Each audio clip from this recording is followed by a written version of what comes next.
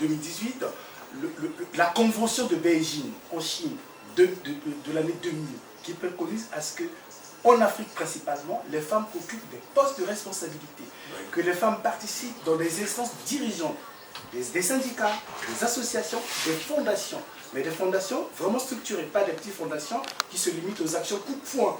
Ça prend pas.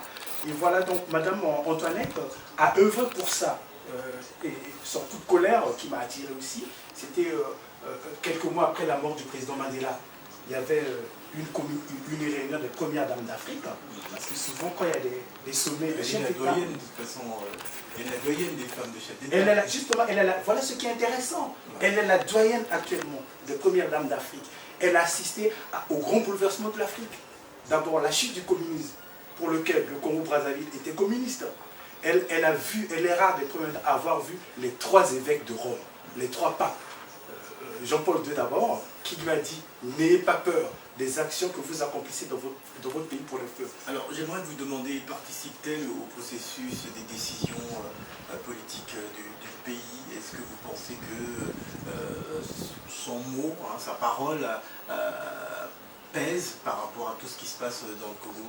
Oui, c'est ça sa force. Elle ne s'immisce pas dans les affaires politiques. Elle n'influence pas, elle ne prend pas des melons face aux décisions qui se préparent au niveau du gouvernement et tout, ce n'est pas son problème. Elle sait tracer une ligne.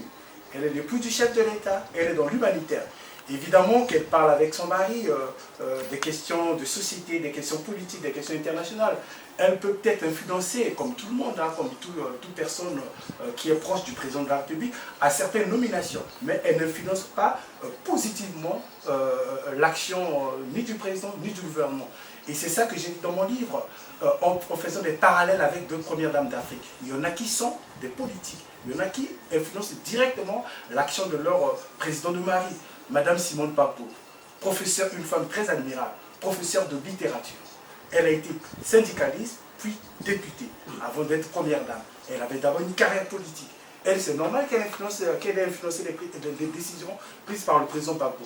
Madame Mugabe, Grace Mugabe, au Zimbabwe, elle était militante des droits des femmes au Zimbabwe, à Harare, avant d'être première dame, puis par la suite vice-présidente de... voilà. Et Madame Zuma, en Afrique du Sud. Médecin de formation, ministre de l'Intérieur, ministre des Affaires étrangères. Madame Zuma, épouse président Jacob.